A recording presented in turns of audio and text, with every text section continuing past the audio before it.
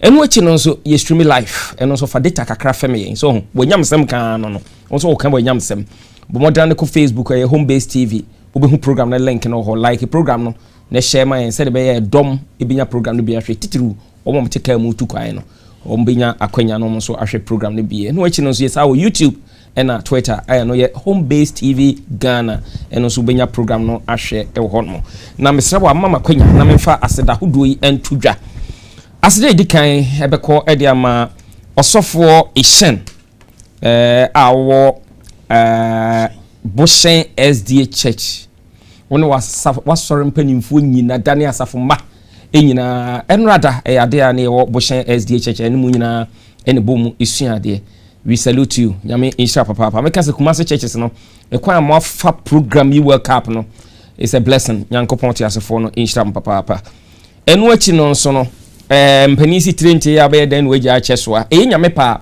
29th of this month ade a ye ko fete kakraba SDA Church na se o ba ho bia se be na wonyira no bomodana na ebusa se o ko blue kiosk na unya dru blue kiosk pe o so mpacho hwe ba bia SDA for sorry dan no ombechro fete kakraba 29th of this month enu achi no so on the 6th May and also ye Medina West SDA Church and also Washington oba Medina West hono also hwe bia bi on fro Washington hono na Medina West SDA Church ewo inti anu ni date ni 6 May ya inti mama inshia ewo hono sanso no on the 1st May no nim say holiday na holiday no ye de ye mani ntwangu kwa yenkodwa apum yenkolik bosomtwe na mum ne ye ne say ye ba amakom SDA Church ye evangelist Joseph ananeni team ni nyina ye ba be ye prophecy update en sama taku ya kan program ni program nka ye so no ye betase na betem ni a kire mu ba biara aduru ni ye be kan ngoma hodo bia ye nkan wo TV so se beyo na ntiase no ebetimi abanti date no twereto ho 1st May ewo amakom SDA Church yenua Daniel ohene ajekum a wo Israel so ohene nyame inshira papa wama de no ebre bia be send bia no yensaka na me fa sa kwanya nso asrese obi biara opeso support ye programs ahodo a ye no 6 TV stations enye easy ihia sika papa ni amwada roma mwana mutu sika na mane ye ne etiatia na kakrakra na ye de atua dedi kan oba de inshira papa na yesre mwada ye da so hia sika because ye de kakra na opeso send this cabe support programs ahodo a ye no a number no 055 35 74 933 program no cost nyina no show TV na se obun se number no egu ho copy a o send e din e beba na Joseph Anane ye from asuafu de she Kofi Kakari nyame akwa evangelist the researcher Joseph Anane ewa evangelist mo adwo akwa ba enua enura so ba de nhira jina ona so kasa ya ma kakakra bi na nunum ebo minim se kasa ye kasa no enye kwa ne mum nyame nam so ebe frɛ namba amen enti join the loud cry part 1 and you young Kenyan coupon. And that's right. Yadana said, "Ya my yes, baby, I will say back was a druno. I was say, Yenuanum, ye nam for num near Bussian phone. Yenina, ye boom. Nafe, ye tear more than ding, Emma, we are say, who say, a wien edu. And tell me fast up when ye now means some fancy Bussian phone in Nara. And that's right. Yes, young lady view or if I know Pamela Darqua. For and no rank as I approach it just name my just so ya to do your program. Wow. And just all home quan there and pano. Pamela, Yamin Sharp papa. Yamin Shran. I may bonfire say or bet was so sa na Crystal Bar, you never shall heaven. That's right. I ain't be a not me chabush and phone in Naran so on my idea and then right team members all commercial on buy. That's right. Briefly my tray. On by a name, ya show na openi ko prempe aha ya me insha papa yeah enche be sha amakum that's right ai nyankopon nshiramo fine ya sem no akenkan no ejina Isaiah etredo edunum enwotwe echemo baako na fe edisem etredo nwotwe echemo enan de kosi enum Isaiah 58:1 and after Revelation 18:4-5. Okay, yes. Isaiah chapter 58 1 verse 1. Inti onyankopon ti asefo no Asem. Yes. Rebecca said, cry aloud, spare not, lift up thy voice like a trumpet, and show my people their transgression, and the house of Jacob their sins. Erade assembly. Okay. So, yes. Isaiah chapter 58 verse 1. No say.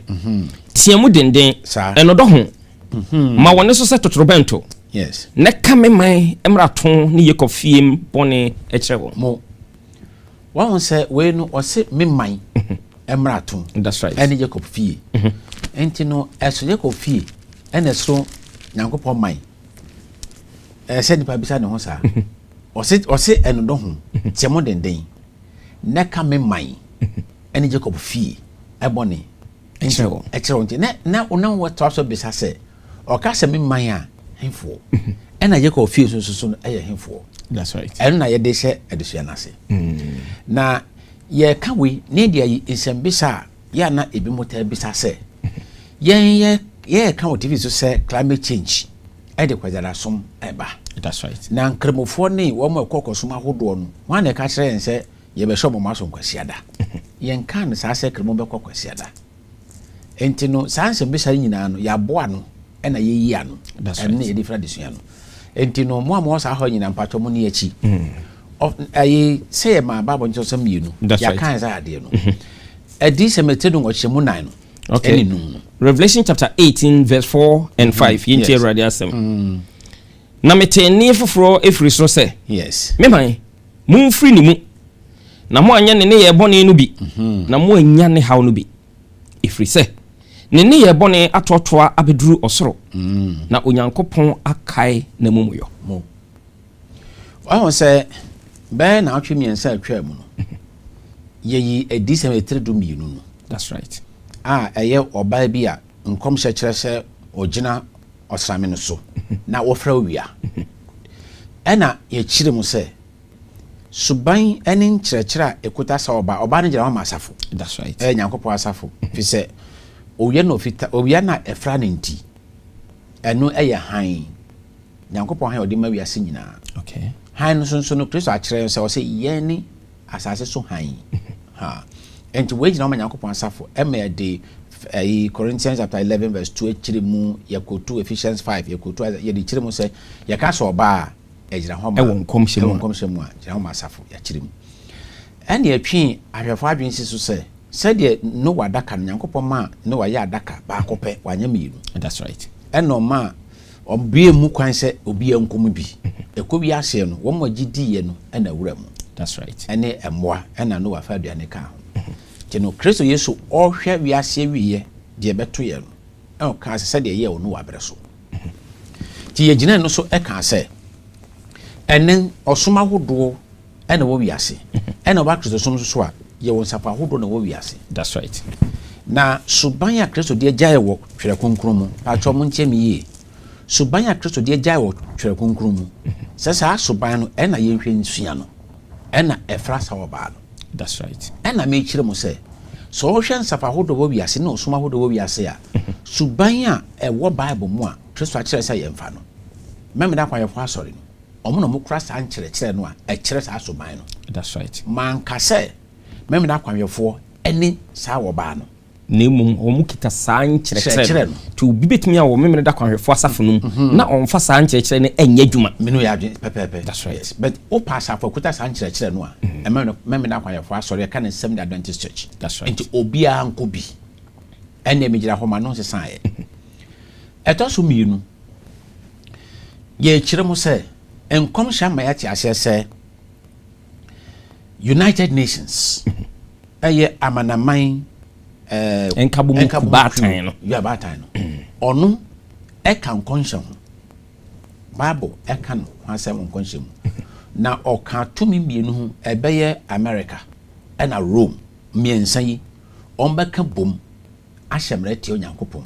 That's right. Eye kwasedasom on be hyemra e de ato Onyankopon mra nsem do na afiri ho eno na America no a edom se da bi entisa no enti no omtombo ase na yenko na kakra ti yendi kan bo videos 1 and 2. Okay, adofnom say program here started yen mu dodo am afolo no yen kasem e ma no mpa ho de bɛka bia no ɛbam pɛpɛpɛpɛpɛ na adansie nti yɛde mo kɔ yɛ akyi kakra ne ahwɛ videos ahodoɔ bi a yɛayɛ ne ne mamu kama it Mmre productions mo ayɛ crowd of video 1 and 2 muni kan row and on family yati new world order and then ye person boy ni yetimi hunu ni fa no abakosem fa tworo kronkron mu ede ne wo eka ede kire nansa na no mesramo yo videos me ense bia me pese ye hwe ni egina so na ene topic no ye de edidwuma eti ye hwe videos no eye 3 ye ba na ya ba beto aso.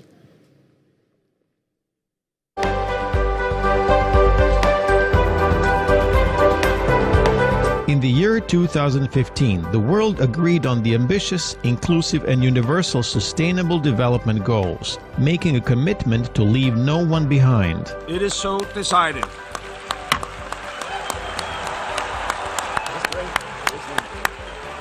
Just a few months later, we are already seeing those promises transform into first concrete steps for action. On 21st of April, presidents, prime ministers, and other high-level representatives from around the world gathered at the UN headquarters in New York for a high-level debate on achieving the SDGs, now that the goals and targets have been set. We have no time to waste. It's now time to turn this agreement into policies and action, into laws and budget lines. Also on hand were several of the SDG advocates, prominent members of various segments of the society, from government, business sector, entertainment, sports and culture, whose mission is to raise awareness for the SDGs and spur public into action towards their implementation. I think that these goals are really truly a blueprint for how we can deal with the needs of our society and of the world. I find this the chance for this generation. Clear goals, moral basis, good ethics, combining economic prosperity, social justice, and environmental sustainability. Our collective commitment. Gender equality is having the conditions for equal opportunities to have access to all economic, social, and cultural goods in society.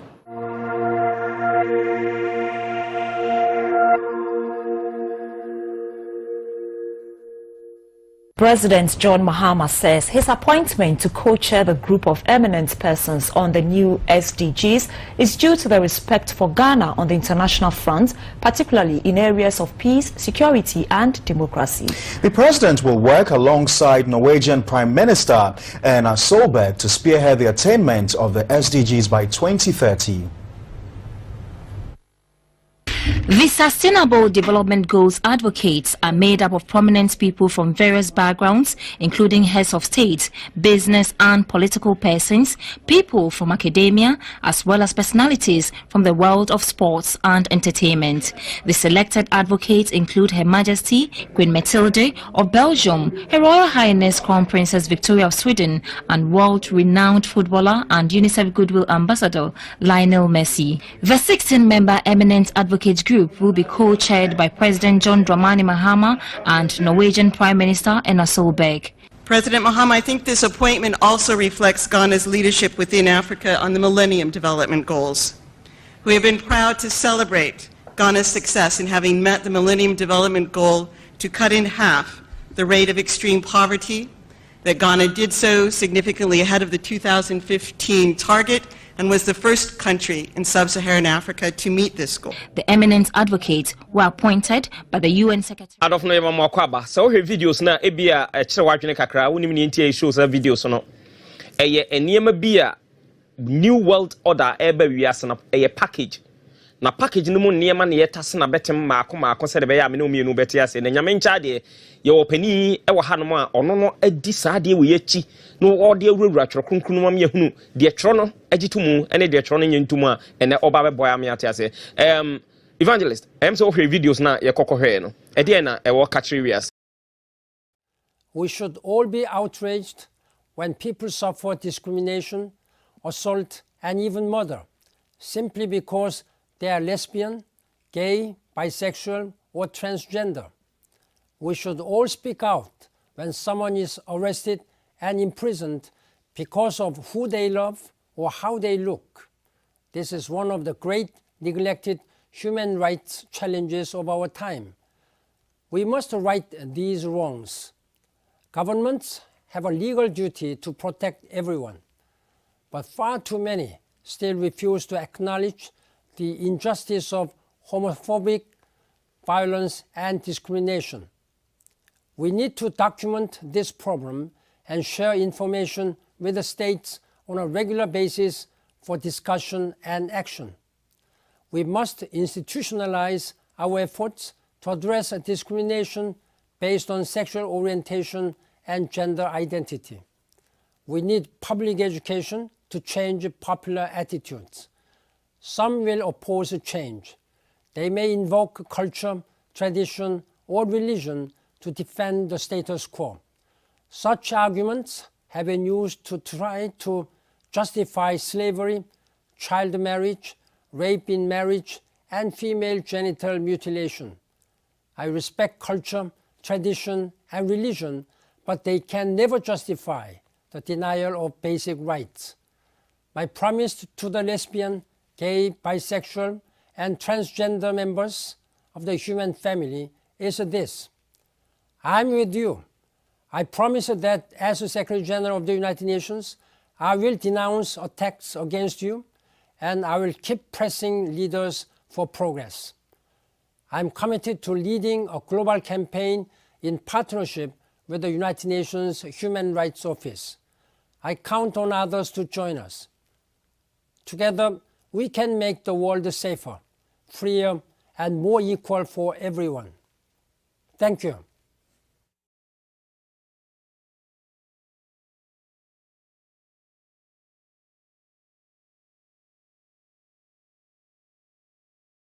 Yasan Munyina Aquaba Bio, MC videos a Korea, the one said Danabema Angel TV, Honum program, no, to win some logo no at that's all kakra. Na ye can say no Ukrainian co evangelist on evangelist. Mo. Mamisha has a free video. Excuse me, second video no. Ban Ki-moon, Samron na ye Secretary General, United Nations. That's right. Nika sa munyina no na o kyerese ma aban bia ensi kwan. Nekasa mitwin kakra bi na waskin no so no or say I respect culture, tradition and religion or the obu ema amamre osum yamane na no on to as say but they can never justify the denial of basic rights. Sa me wogidie ya mamre sa nyama no o say ye o de nidie no obu ma obia so Bible say Quran say no o de nidie ma na emum se mama mienu se ekware a yensi ho kwan ama mienu se ye ware a yensi ho kwan so be ma so kodane no ho ba menka se wasore nkire wo sa enti no wo to aban wo biase nyina fo se e bra so se yesisa o se the status quo e bra so se yesisa sa de na ogina fine na kasa ogina United Nations. That's right. United Nations amanaman kabom kuo enti UN edi san say e na ba wiase and America say yati 17 goals and in the first video no yati your man peninda da breso John Dramani mama. That's right. I born about say wa bomodin e the Millennium Challenge goals na yedwuma ti say no ye ban 17 goals and yati sa committee aba wiase na yekuta 17 goals 17 sustainable development goals. That's right. And chebe pie screen so na wo hwe number 5 no a bebe ya choro gender equality no ena e ma kwan se e ma ntimi ware ma ya ntimi nka ho hwe no. That's right. And agenda 5 ena make say we no aye new world order afena wi ase no wo modin chihye ya ba se ye de kan wi ase no aye no foforo sa aye se driver ni a o kaka enti akwankyera ye de abra wi ase ni o mampanin bi a hye sa de ase. Okay. De do so num no aye de kristo kan say ebebam say de ba so lot breso eno na aba so gender equality agenda 5 and I mean such mo say de to do miensa na ye climate change mo hwe screen so a eho climate change de eno do miensa no eho na de kwahye da emra hye no akohye mo na weni na me kire say wo mo ebisa yense ye say ye na ye dada Joshua and na de climate change ba and na COP27 eno mo komisa de ade no omo de omo hwe omo enye omo se omo hwe omo hu na nienti omo hu ye no ono omo nche program we na omo be chiase na dance intino de omo kan enyom kwa na kasa asem no yembo video ba ko na emfa nkyira asem mu emfa nkyira mu se enyom kwa na kasa asem production wadaroma video 5 ro eno so mai video 3 quotations to support etiyanhye no so sa na na de me pese me bisa won say evangelist a true challenge say United Nations Afrasi a all share kwesi adasom homra na wa hye na kase full implementation no be take place seven pennies ade ekro na ye bon kontre hwenye de eba eti se koba sampa ebam se ye enforce se ye mfa kwesi adan si ho se osom da obeji atum se asem okan na ye nkomhye ewiase nyina I want to assure one I say it is never going to happen because in the Bible share time to year 2000 bebano dey na yete correct yen Church of Christ funkuto na the whole Ghana you go take na host ni din dey subonten yes unimu no very good you come and crofo nyina come to if say nani pesoro say buo bia tie free we na me ka say look me ka say subonten say it will not happen say so money I say o kasa with confidence me say yes me kasa with confidence because Bible na ekura me na kire me say enya buo na be ma wiye so we akwa wiye Jesus bless our baby ye na 2019 e buo na wai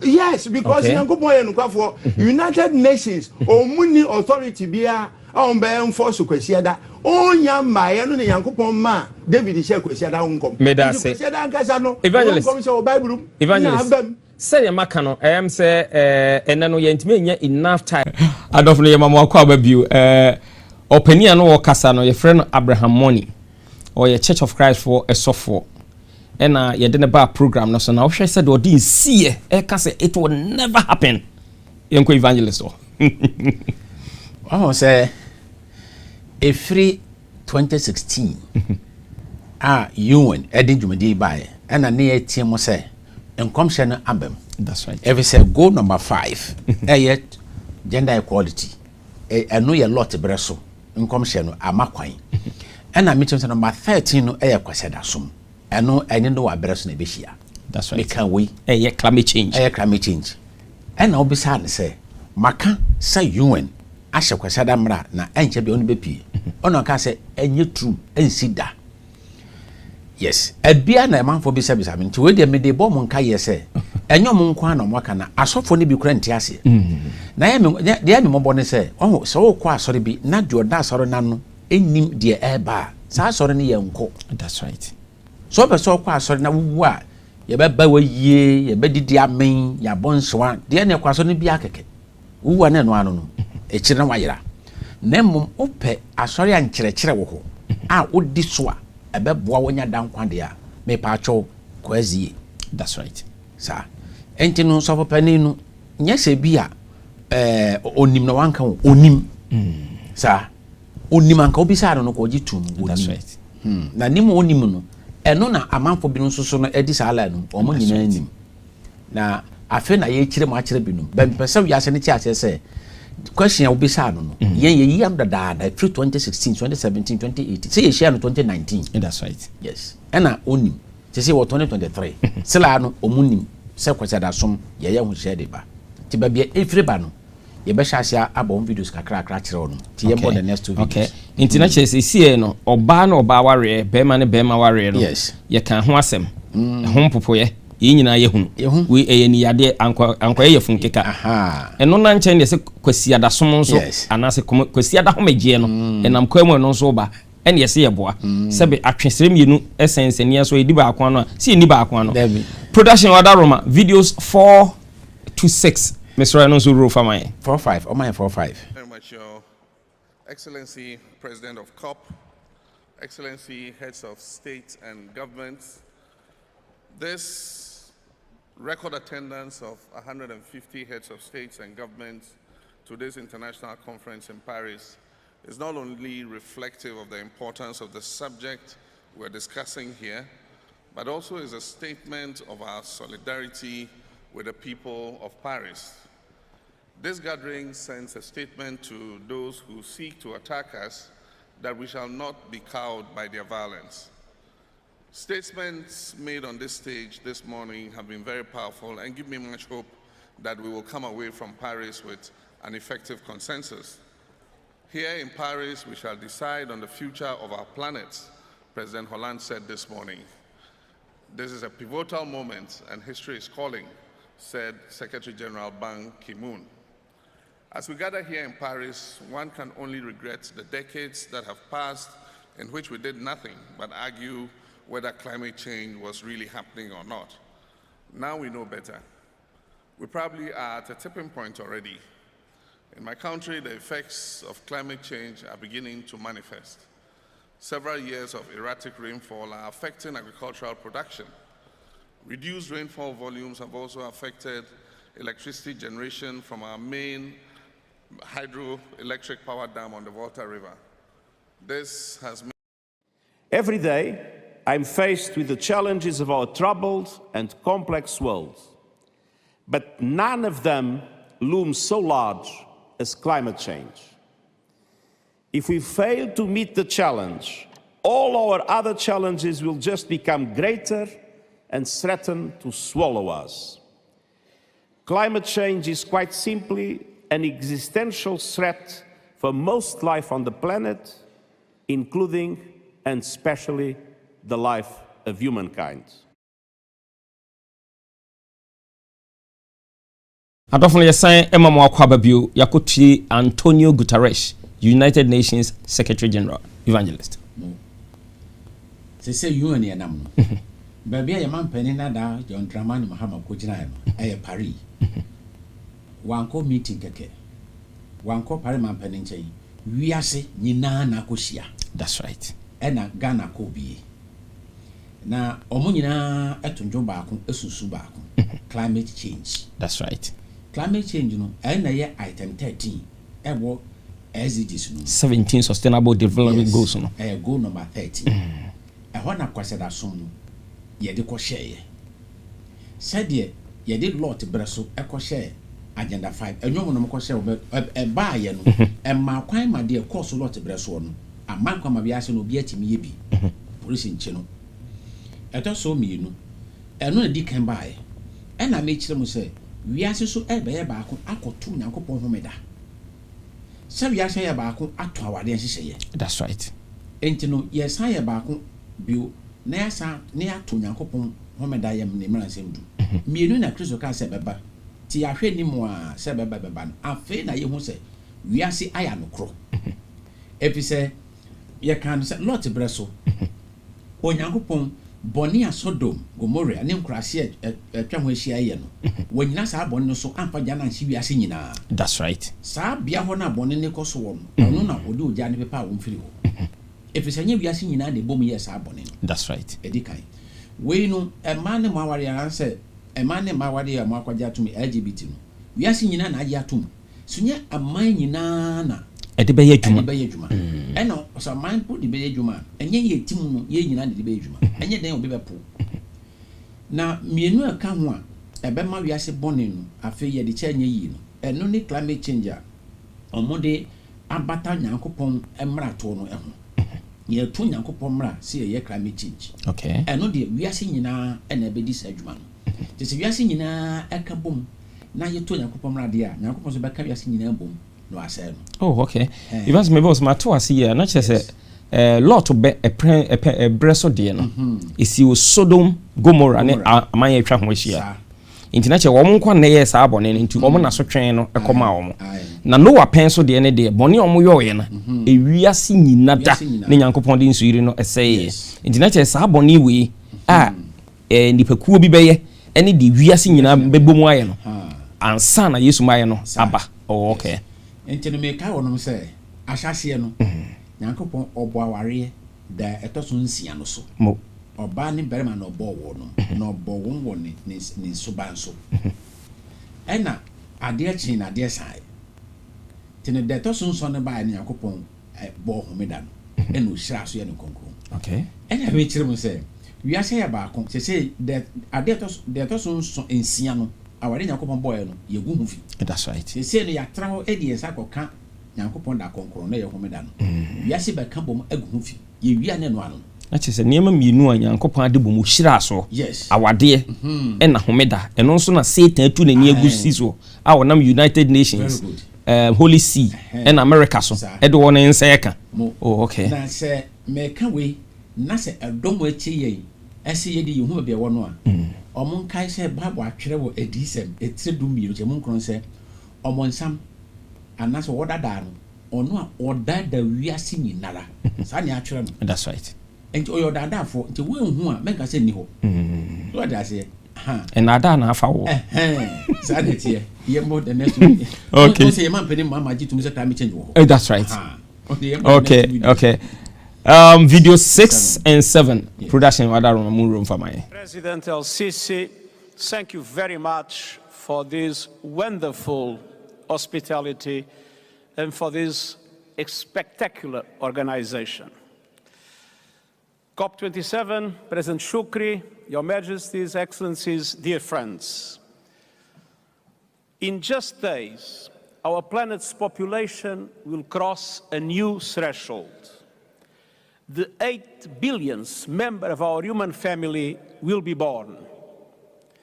This milestone puts into perspective what this climate conference is all about. How will we answer when baby 8 billion is old enough to ask, what did you do for our world and for our planet when you had the chance? Excellencies, this UN climate conference is a reminder that the answer is in our hands. And the clock is ticking. We are in the fight of our lives and we are losing. Greenhouse gas emissions keep growing. Global temperatures keep rising. And our planet is fast approaching tipping points that will make climate chaos irreversible. We are on a highway to climate hell with our foot still on the accelerator. The war in Ukraine, other conflicts have caused so much bloodshed and violence and their dramatic impacts all over the world. But we cannot accept that our attention is not focused on climate change. We must, of course, work together to support peace efforts and end the tremendous suffering. But climate change is on a different timeline and a different scale. It is a defining issue of our age. It is the central challenge of our century. It is unacceptable, outrageous, and self-defeating to put it on the back burner. Excellencies, human activity is the cause of the climate problem. So human action must be the solution. Action to re-establish ambition and action to rebuild trust, especially between North and South. The science is clear. Any hope of limiting temperature rise to 1.5 degrees means achieving global net zero emissions by 2050. But that 1.5 degree goal is on life support and the machines are rattling. We are getting dangerously close to the point of no return. And to avoid that dire fate, all G20 countries must accelerate their transition now in this decade. Developed countries must take the lead, but emerging economies are also critical to bending the global emissions. I don't think Simon Mokwaba view, Yanko Evangelist, or Jacoman, Yadas, Yamisha. Yes, video minimum. A person may try for an agency to say United Nations and I Casano. Now, United Nations in the War Bible and come share and who may see that I can't want them. A braceman no messa cause I'm commissioning beam. Okay, a decent trade soon. A Hona United Nations was and war. If you be doing no or penina air cancer, climate change any adekasia ha yasasi ni wiase. Na nsese ya mo de abasa ye niso na ma ahoto emra no amanya edi kan a mo no mo nya mo no anase developed countries amanya o ma kon kan eba no fidedwuma ne yesika semo a sa man ento anamo edi kan na nketo anso de eni akiri o kan developed countries must take the lead sir.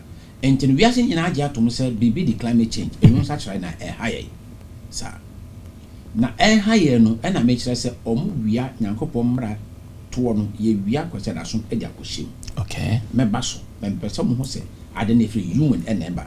Said obi sa church of right no o si da bi no. Eno na manfo ka no. Timi some boss ye no kakra. Okay. Yembo video me no e dey echi so. Okay. Production please videos 8 and 9 so room for my 8 and 9. It is now my pleasure to invite Mr. Simon Steele, UNFCCC Executive Secretary, to address the plenary.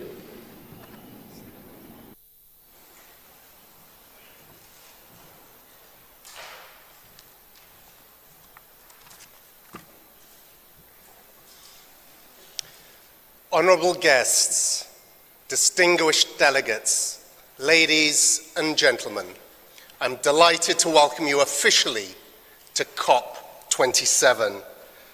Salam alaikum. I must thank my predecessor, Patricia Espinosa. We're all grateful for the valuable work you did over the last 6 years. Thank you to the outgoing COP President, Alok Sharma, and his able team for their leadership over the last 3 years. And I'd like to officially congratulate the Egyptian presidency and Minister Shukri for his election.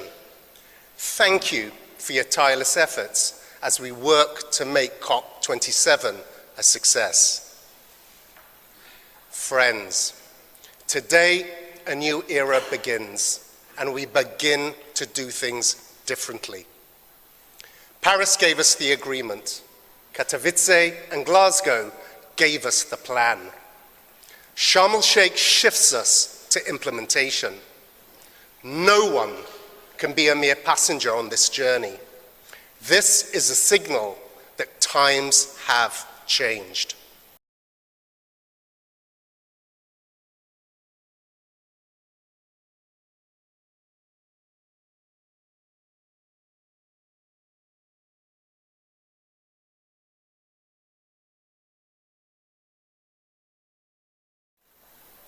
We will be holding people to account, be they presidents, prime ministers, or CEOs, an accountability chief, if you may, because our policies, our businesses, our infrastructure, our actions, be they personal or public, must be aligned with the Paris Agreement and with the Convention.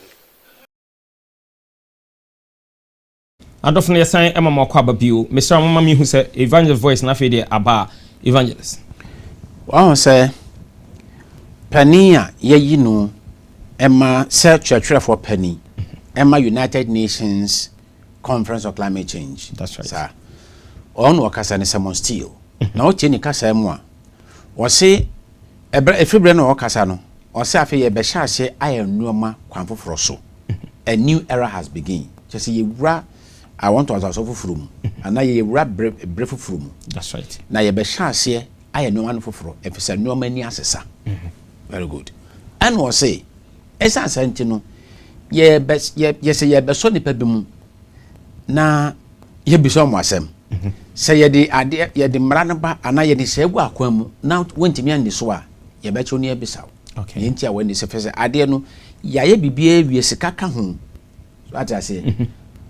Eni kwan se wo ka se mantimi anye ti ne entia wontimi anye hye no ya ne entia wontimi ande so no ye bebisaw no ka se we hold people account. That's right, sir. Ansa no ye mbisa wa sense ade no e wa sede se wotimi ye e na wa anye enti wi ase hia eni hye do so agu akwan mu de to so du miensa no me se kwasada som ehim na eno no omo de to nyankopon mra na eboboba. That's right. Enti na ye hye se ye ntiem ne emfre edom manemra. Okay. Production videos 10 and 11. So wadaroma room for my. Yes. The climate emergency is a race we are losing, but it is a race we can win. The climate crisis is caused by us, and the solutions must come from us. We have the tools. Technology is on our side. Readily available technological substitutions already exist for more than 70% of today's emissions. And we have the roadmap, the 2030 Agenda for Sustainable Development and the Paris Agreement on Climate Change. And we have the imperative, undeniable, irrefutable science.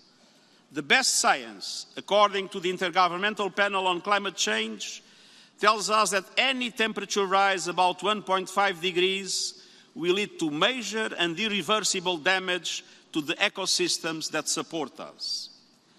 But science also tells us it is not too late. We can do it.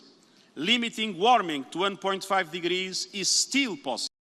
Our world is at the crossroads, and our planet is in the crosshairs. We are nearing the point of no return, of overshooting the internationally agreed limit of 1.5 degrees Celsius of global warming. We are at the tip of a tipping point. But it is not too late. I count on the IPCC to do what you have always done, point the way to solutions, and show the urgent need to end global heating with cold, hard... Topic I treat, join the loud cry, and Timothy, for whom is Shemubi. Offendikai. Mo. Ye penny ne kasa no. O se climate change no. Yen ena ya ma climate yen pansa no dwuma na ma climate change na ba wiase. That's right. Ena ye wa kwankere so. Ene ho akade e betimi di akon ne de so. To obobo no kasa we have the tools. Tools no kan say ye wo technology. Technology aba from fidia hodo na kwankere aba ye betimi di akwatia obabrensa kire mu. Technology. Ene wo roadmap. Roadmap ne ye nhwesosem yediso ena eno no bo Paris agreement no e kan ho Paris agreement no e kan climate change no ho na mu e ya agreement a apam ya apam. That's right. Bibia ya giatum ti ya giatum se ye gina Paris agreement no so ne dia kwantia climate change. That's right. Na Paris agreement no ubie so a kwasara som se no ehyem wie ena o kan se ye best science eno ya body mu nyansa pefo ekua you and atie engine video to so mi no kan wo mu say ba bia drede IPCC ehwe monim de motaye no monsanya biem ten mo fa hye Mmre sa eno kan ye no o kan sa 13th March say wo April just say me fa say bosom ba ko na hwe ba ko pani 13th March 2023 ya eno kan sa 7 enti no we are see wo roadmap your technology your best science and your Paris agreement and no na yede ku climate change. That's right. Ni nyina no UN and e kasa se me kase ade ne free UN number na so mu hu a omon kai se obonsam odada wi ase nyina video to asomra. Okay, video 12 production Mmre and also my video 12. On Monday, August 9th, the UN's Intergovernmental Panel on Climate Change, better known as the IPCC, released part of a major report on the current state of the climate crisis. The report was commissioned by the IPCC's 195 member countries. Hundreds of climate scientists were tasked with providing a physical science basis for policymakers to understand the past, present, and future of global warming. In this report, the IPCC confirms that each of the last 4 decades has been successfully warmer than any decade that preceded it since 1850. Human-caused global warming has already led to a likely range of global surface temperature increase of 0.8 degrees Celsius to 1.3 degrees Celsius, with a best estimate of 1.07 degrees Celsius. The rapid emission of greenhouse gases driven by the burning of fossil fuels like coal, oil, and gas have contributed to a warming of between 1 to 2 degrees Celsius, and the impacts are already being felt. The report claims that climate change is already transforming every inhabited region across the globe, driving observed changes in weather and creating widespread climate instability. What we are left with is a cruel cycle of unequal extremes. Heavy precipitation in some areas. I don't know your sign, Emma Mokwababu, yes, Uncle Evangelist for no chimu and for my. Very well. Enti IPCC no obo mudin se omo fa kwanchere mra no. Akwanchere no omo hyase de ba. Omo de didi kan by 2021. De tosu mienu by 2022. De tosu miensa by 2023. Okay. Sa akwanchere enye woni didi kan. Omo de ba mfiensum bia no omo de ba. Sa ti de omo de abai no omo nkasa biem gisa mfiensum achi 2030 eno mbekasa. Na wo bie omo report no a omo ka asem bi. Odru the current state of the climate. O matwere ho say it is unequivocal just say ye bi eni hu. Se onhwehwe mo adane de say ewiem nsa kyrae no enipa ensa no nwuma ena aboa ma ewiem nsa kyrae aba. Ebe ne se eputra ne hye. Oja ehihye nwoma. Osu a eto esa ade se atorenchama hodo nyina. O mo de hu kwado nyina bonipa. Say yensa no adwuma ena esa ade no. Yo science no no. Ena me bisa say edru say ya ye nyankopon no owai. Ye yi na frim. Elijah James 5:17 Bible kire say Elijah bompaye e ma nyankopon to osoro mu osuo ntobiem mfie mensa ne fa e wo Israel. Tino Elijah mpaye no e nipa nsa no adwuma ene ma nsuo ni gya ato ena nsuo gya ato eto so mienu Elijah kroya bompaye mfie mensa ne fa na chi no ogyina nanam bompaye e ma osuo den etoye. That's right. Entino se agidefo say climate change no omu ba bia kwasare som no sha omu kai se Bible say obonsam odada wiase nyinara tino omo mo ne mmre no mo hwa de na de meka no me pese me do mfa gidie kwaso kakra. That's right. Ti yemmo okay. Yes. Videos 13 and 14. Yes. And also production why crowd mo room for my. You must have heard about flash floods, but what about flash droughts? A global study has found flash droughts are becoming more frequent due to climate change. Scientists say it's down to a lack of rainfall and a loss of moisture in soil. In our next report, we'll look at how flash droughts are becoming a common phenomenon across the globe. This badly cracked reservoir bed in Catalonia, Spain, speaks of a wider problem the country is facing. The devastating after effects of droughts. They have inflicted damage on 60% of the Spanish countryside, with crops like wheat and barley likely to fail entirely in 4 seasons. Last month, the country's weather agency said 3 years of very low rainfall and high temperatures have put Spain officially into long-term drought. While Spain's long-term drought is causing irreversible losses to crops, wider Europe as well as parts of East and North Asia and the west coast of South America are suffering a similar problem, flash droughts.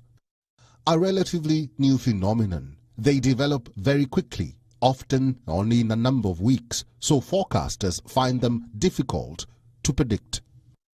We normally think about droughts as slowly evolving events that take a few months to start and often last for several months or even seasons. But a newer concept that's been around for maybe a decade or so is flash droughts, which start much more rapidly, and that's why they have perhaps bigger impacts, at least in the short term. And they evolve rapidly because there are sudden deficits in rainfall, in precipitation. Scientists, for the first time, have found evidence of heat waves creeping at the bottom of the oceans. The studies till now concentrated on heat waves on the surface and subsurface of the ocean. Now, new modeling led by researchers at the United States National Oceanic and Atmospheric Administration shows that marine heat waves can unfold deep underwater even when there is no detectable warming signal above. The study, published in the journal Nature Communications, further tried to understand the characteristics of these heat waves and the impact it has on the marine world. NOAA scientists focus on the west and east coasts of North America using data spanning 3 decades. The results show that marine heat waves have a high intensity, varying from 0.5 degrees to up to 3 degrees Celsius in the depths of the oceans. The team also found that bottom marine... Roughly, I'm more about you. Yakoshe videos, no. As usual, you evangelist on watching my mind. Yes. Video no Spain. Said the Osu ento na asasana adwe Adane aquarium. Yes. Ye de ani mo. And na fa video to so mi no. Science for aba bonten. Enra chi ye. Eno mo ka se when they di kan omo hu bi danti bi da. Se epo ase asha say yes on say heat wave cause heat wave say I just say inflammation bi enam epoase ema epoase ayehye na me bisa yahwefo say ade na ekoso no we nyankopon firi mu anyeyi adwum ede okron enum chichemu num osi onyankopon ono ye apu ono ninsa ena onde ye ode bo asase enti niam ekoso wo epo na asase so no onyankopon ode so tumi ono no sesa Mmre ene bre Daniel 2:22-21 sa enti no niam na esisi no a omriche climate change no Israel bre so omuto onyankopon mra ene nyankopon sesa wiem sa wanka say yetie ni mra nsem a obema nsuo atoni birim. That's right. No asaya asase ne yade wiase mpese beji atom say ye tomra enti o ka chon say nyankopon mra to ehun sosoaso eni ne ekoso yom say there be climate change. Spain na wa wie no omo hye mra say mantimi ware ma ne mantimi ware mma no asofo ho no ka na na kire timamfo South Africa sa omo sese omo nya nsuo num biem omo hye mra say ma ware ma ne emema timi ware mma na ma so timi ware ma no wan na ka bebe kire wo no na ya osoro na asase yefo ato osum kakra mo nsuo to de mo see climate change omo person baji ato mo say omo to nyankopon mra. That's right. And omo ase na ya hyase even you say that's papa but insha we na hyase we part 1 inti efi part 2 part 3 ye be yakopim bia part 6 but modern say o mada krokra ntwa utiri so wabra won hwe program na me fa mo course kakra ne ye hwe some watin some na ekoso no asi ya inti message production say monfa lines no studio lines no go screen so say the be adofo bit my free o friend ye peke o pe o TV no volume no no lower no kra ana no atwe ho afiri ho akogina bonten ba bi na ne ye akasa number no ye 0501 484 671. That's 0501 484 671. Into so bet me afre. Into mama em say Facebook man who say messages be bree na enam hon mam hwe say bet me akan kakra e Facebook. Hello. Hello. Good evening. Good evening, Pastor Frost and Akasafin. David Pacho Etio. And Pacho, young watching a bit on a Matias. Mo. The person on Hopon. The penny person. This Piania defeating about 1 year and Kai.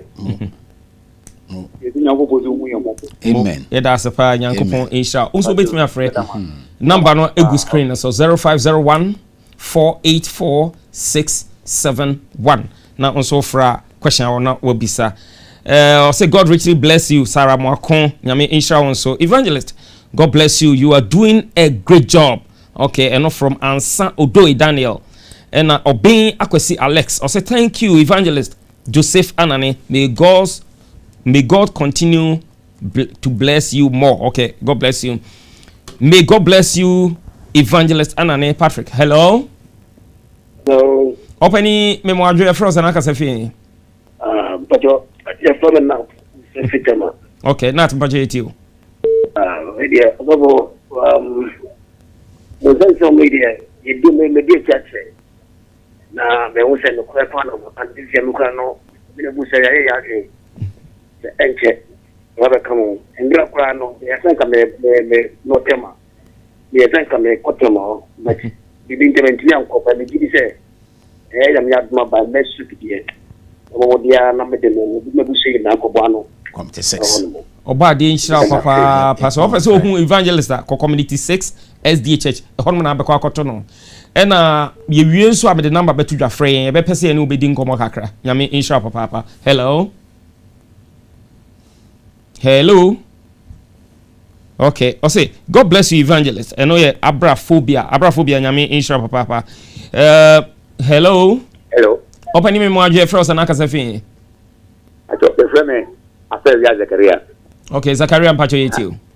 Ha. Da ento maboka no. Ye ni jevu ye pa. Na ni pese e budan se. Say papa mkola. Say mo chiri bi se and I'm so many Gomorrah. And that's answer me nearby.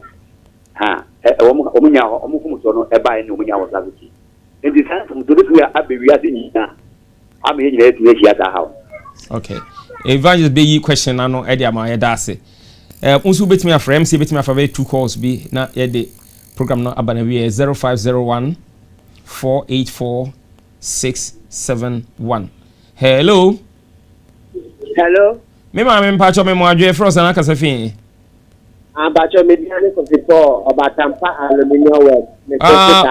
Okay, me who message no obatampa yeti o. Yo nyanko ponchia mo gina fa mo bomo o my Ghana. Dema tene se nyame hia mo. Dane da mo ko so anfa tete na ne echi ade. Na bacho me question is say if you no that means enipa energy teme de eba happen wo wiase na accident ana nyankopon no na agai share enipa enye sade. Okay, me da se pa nyame inshallah o question e well noted evangelist be ya no e de amount ye nua kwabena sunkwa o say may God bless you abundantly to continue his work. Hello. One of refu utwa to mpa che frost na kasa fin. Mifreshi Kaswa of Anko. Very well. Nanaduku enya me pa on the 29th ne ye ba fete kakraba. Nti ya bra be hia ye ho na menhu. Meet you. Mipacho mache neba. Mipacho mache bisane se. Mipacho mache bisane. Yeni anu kremufu omunye Bible yini. Nebete na sansi muso muso atumi eyem. Okay, a very good question pa. The evangelist be ya no e dia evangelist. My inja time aka na ma na fa yi ya no man. Me pa cho onyankopon won share obi a se chinchina onyini. O se de obaji adi no ye mo na so. That's right. Ye dwumadi a ye na nwumere se ya to dey say join the loud cry. Titiemu de onyame ba wo kremu no obete obebo so ene enye den. That's right. Mo afei boni e course Sodom sania obisafo ne bisaye no maka ne sisi ya se enye wiase nyina na je Sodom subane atum o moyeye yenim kra na Abraham mamienu no sorry Lot mamienu no ne mema bia yonti so mbe wa awom sa enti no sa na tie na akoye global goals omode akoshe global goals nti na me chire mu se de to sunum na ye gender identity no eno ma de course Lot breso no ye hu se apagam na afi na 13 no so na climate change nti wiase ba bia dru no ya makwan se oba timi ware ba be man timi ware be ma enye force ono mo se ye nye wo eno nye for be ya ma ho kwan ti so bi so okoya ma ban stop no ena me ka no. Thank you.